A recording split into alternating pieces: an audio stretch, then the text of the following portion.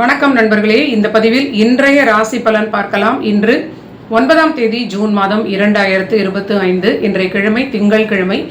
இன்று கோச்சார சந்திரன் துலாம் ராசியில் இருக்கிறார். காலை நேரத்தில் இன்றைய நாள் தொடங்கும் பொழுது காலை 8:50 துலாத்தில் இருந்து விருச்சிக ராசிக்கு மாறக்கூடிய நிலை இருக்கிறது. விருச்சிக ராசியில் அவர் தொடர்ச்சியாக விசாக நட்சத்திரம் 4ஆம் பாதத்தில் இன்று பிற்பகல் 3:20 வரை இருக்கக்கூடிய நிலையும் 3:20 விருச்சிக ராசிக்குள்ளேயே அனுஷ நட்சத்திரத்திற்கு மாற்றம் அடையக்கூடிய நிலையும் இருக்கிறது.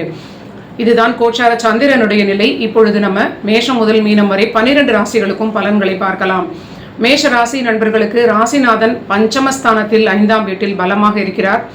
மேஷ ராசிக்கு இன்று காலை 8:50 இருந்து சந்திரன் அஷ்டமஸ்தானத்தில் நிற்கப் போகிறார். முதலில் குருவினுடைய விசாகத்திலும் 3:20 பிறகு சனியினுடைய அனுஷ நட்சத்திரத்திலும் செல்வது சற்று கவனமாக இருக்க வேண்டும். ஓரளவிற்கு காலை நேரத்தில் ஒரு குருவினுடைய நட்சத்திரம் அப்படிங்கிறது ஓரளவிற்கு இவர்களுக்கு தைரியம் தன்னம்பிக்கை கொடுக்கும். சுமாரான உத்தியோகத்தில் ஒரு சீரான நாளாக இருக்கும். தொழில் லாபமும் சிறப்பாக இருக்கும். மதியத்திற்கு பிறகு முக்கியமான விஷயங்களை தவிர்த்து கொள்வது, சராசரியாக தினமும் செய்யக்கூடிய வேலைகளில் ஈடுபடுவது மிகுந்த நன்மை அளிக்கும். விரயங்களில் சற்று கவனமும் ஆரோக்கியத்தில் சற்று அக்கறையும் எடுத்துக்கொள்வது நல்ல பலனாக இருக்கும். அடுத்தது ரிஷப ராசிக்கு பார்க்கலாம். ரிஷப ராசிநாதன் 12ஆம் வீட்டில் இருப்பதும் ராசியில் இருக்கக்கூடிய சூரியனும் இவர்களுக்கு சற்று ஏதோ விரயங்களாக காட்டக்கூடிய நிலை. சிலருக்கு சுப விரயங்கள், சிலருக்கு மருத்துவ விரயங்களாக ஏற்பட வாய்ப்பு இருக்கிறது. வருமானம் உயரும். பணியில் ஒரு சிறப்பான நாளாக இருக்கும். பணி வளர்ச்சி இருந்தாலும் அலைச்சல்களும் இருக்கக்கூடிய நிலையாக காட்டுகிறது. பணிச்சுமையும் அதிகமாக இருக்கும். ஆரோக்கியத்தில் சற்று அதிக அக்கறை எடுத்துக்கொள்ள வேண்டும். ஓயாத பணிச்சுமை, அலைச்சல்கள், ரொம்ப ஒர்க் ப்ரெஷர் அதிகம் இருப்பதனால் ரிஷபத்திற்கு ஒரு ஓய்வில்லாத நிலையினால் வரக்கூடிய ஒரு ஒரு மன அழுத்தம் இல்லைனா உடல் சோர்வு இது போன்ற நிலையாக இருக்கும். சரியான ஓய்வு எடுத்துக்கொள்வது மிகுந்த பாதுகாப்பை கொடுக்கும். அடுத்தது மிதுனத்திற்கு பார்க்கலாம். மிதுன ராசிக்குடைய புதன் மிதுனத்திலேயே ஆட்சி பெற்றுவிட்டார். 7ஆம் அதிபதி குருவுடன் இணைந்திருக்கிறார். 2ஆம் வீட்டில் இருந்த நீசமான கிரகம் செவ்வாயும் 3ஆம் வீட்டிற்கு மாறிவிட்டார். 3ஆம் வீடு தொடர்பான விபரீத ராஜயோகமும் இருக்கிறது. அவுட் ஆஃப் ஆல் மிதுன ராசிக்கு ஒரு நல்ல நிலையாகவே இருக்கிறது. ஒரு ரிலேஷன்ஷிப் வகையில் கணவன் மனைவிக்கிடையே ஓரளவிற்கு ஒரு நல்ல ஒரு ஒற்றுமை அதிகரிக்கும் அப்படின்னு சொல்லலாம். வெளிநாட்டு தொடர்பினால் பணியில் நல்ல வளர்ச்சி, ஏற்றம், மற்ற விஷயங்களும் எடுத்த முயற்சிகளுக்கு பலிதமாகக்கூடிய நல்ல நிலை. பிரயாணங்களால் நன்மை. குழந்தைகளுக்குமே வாழ்வில் அவரவர்கள் வயதிற்கேற்றார் போல மிதுன ராசியின் குழந்தைகளுக்கு வளர்ச்சியான காலகட்டம். தாயாருடைய ஆரோக்கியத்திலும் தந்தையாருடைய ஆரோக்கியத்திலும் உங்களுடைய ஆரோக்கியத்திலும் சிறிது கவனம் எடுத்துக்கொள்வது பாதுகாப்பை கொடுக்கும். அடுத்தது கடகராசி நண்பர்களுக்கு பார்க்கலாம். கடகராசியுடைய சந்திரன் பஞ்சமஸ்தானத்தில் நீச்சமாக இருக்கிறார். சூரியனுடைய பார்வை வாங்குகிறார். சனியுடன் திரிகோணமாக இணைகிறார். சற்று மன ஆரோக்கியத்தில் கவனம் தேவை. புதிதான முயற்சிகளில் புதிதான முடிவுகளை எடுக்கக்கூடிய விஷயங்களில் சற்று கவனமாக இருப்பது, சிலரிடம் பேசி கலந்து ஆலோசித்து முடிவுகளை எடுப்பது நல்ல நிலை. முக்கியமாக பணி தொடர்பான விஷயங்களில் முடிவெடுக்கும் பொழுது சற்று கவனமாக இருக்க வேண்டும். ஆரோக்கியத்திலும் சற்று நீங்க எச்சரிக்கையாக இருப்பது, ஓய்வெடுப்பதில் கடகராசியும் அதிக முக்கியத்துவம் கொடுக்க வேண்டும். ஆனால் பிரயாணங்களால் நன்மை ஏற்படும்.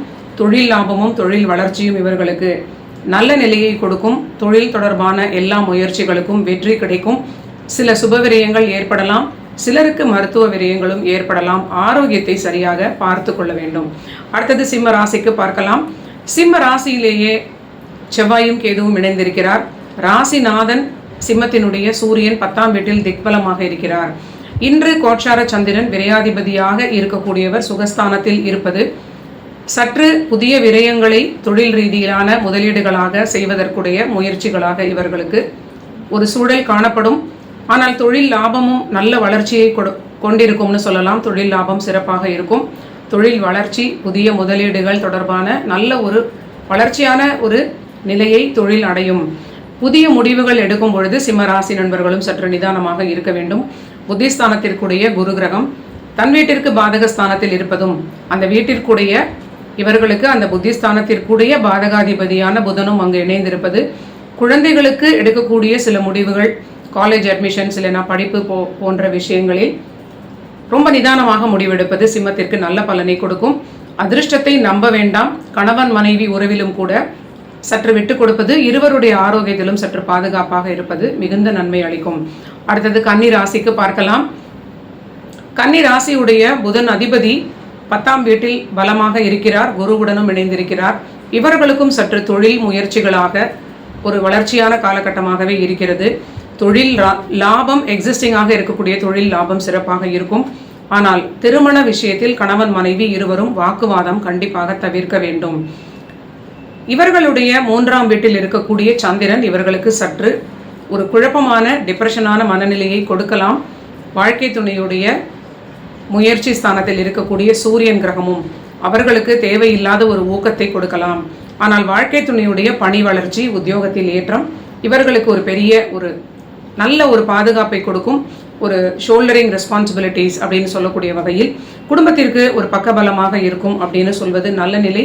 ஆனாலும் கன்னிராசி தொடர்ந்து திருமண வாழ்வை ரொம்ப அனுசரணையாக விட்டு கொடுப்பது நல்ல நிலையாக இருக்கும். மதியம் 3:20 பிறகு முக்கிய வேலைகளை தவிர்ப்பது, காலையிலேயே ஓரளவிற்கு முக்கியமான விஷயங்களை முடித்துக் கொள்வது கன்னிராசிக்கு சிறப்பாக இருக்கும். தந்தையாருடைய ஆரோக்கியத்தையும் சரியாக பார்த்து கொள்ள வேண்டும். அடுத்தது துலாம் ராசிக்கு பார்க்கலாம். துலாம் ராசி இவங்களுக்கு 10ஆம் அதிபதியான சந்திரன் தனஸ்தானத்தில் இருப்பது ஒரு நல்ல நிலைன்னு சொல்லலாம். பணியில் வளர்ச்சி, தொழில் லாபம் ரொம்ப அற்புதமாக இருக்கும். சிலருக்கு புதிய வேலை கிடைக்கக்கூடிய நல்ல நிலை, தொழில் வருமானமும் சிறப்பாக ஏற்றமான காலகட்டமாக இருக்கிறது. மதியத்திற்கு பிறகு உத்தியோக விஷயங்களில் முக்கியமான விஷயங்களை நீங்கள் பேசுவது, முயற்சி செய்வது உத்தியோகம் தொடர்பான மேன்மைகளை கொடுக்கும். திருமண வாழ்வில் கண்டிப்பாக விட்டு கொடுப்பது மிகுந்த நன்மையான நிலையாக இருக்கும்.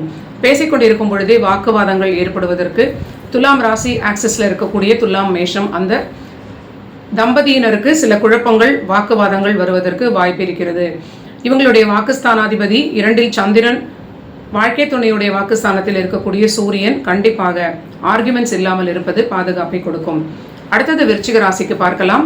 விருச்சிக ராசிக்கு காலை 8:50 முதலேயே ராசிக்குள்ளே சந்திரன் செல்கிறார். சற்று ஓவர் திங்கிங்கை தவிர்ப்பது நல்ல நிலை. பஞ்சமஸ்தானத்தில் இருக்கக்கூடிய சனியுடன் சந்திரன் நீச நிலையில் இருப்பது, திரிகோணமாக இணைவது, இதே சந்திரன் பாதகாதிபதியாக இருப்பது கண்டிப்பாக ஓரளவிற்கு கவனமாக அமைதியாக இருக்க வேண்டிய நாள். பணிச்சுமையை இழுத்து விட்டு கொள்ளாமல் ஓரளவிற்கு சுதாரிப்பாக விஷயங்களை பிளான் செய்வது நல்ல நிலை. ஏனென்றால் அஷ்டமஸ்தானத்தில் உள்ள குருவும் அஷ்டமாதிபதியான புதனும் அங்கு இணைந்திருப்பது, தேவையில்லாத சுற்று வழியை நீங்கள் தேர்ந்தெடுத்தால் நீங்கள் எதிர்பார்த்ததை விட இன்னும் அதிகமான ஒரு பணிச்சுமையை கொடுக்கக்கூடிய நிலையில் எல்லா விஷயங்களும் உங்களுக்கு ஒரு ஸ்ட்ரெனுவஸான விஷயமாக மாறுவதற்கு வாய்ப்பு இருக்கிறது. திருமண வாழ்விலும் விருச்சிக ராசி நண்பர்கள் அனுசரித்து செல்வது மிகுந்த நன்மை அளிக்கும்.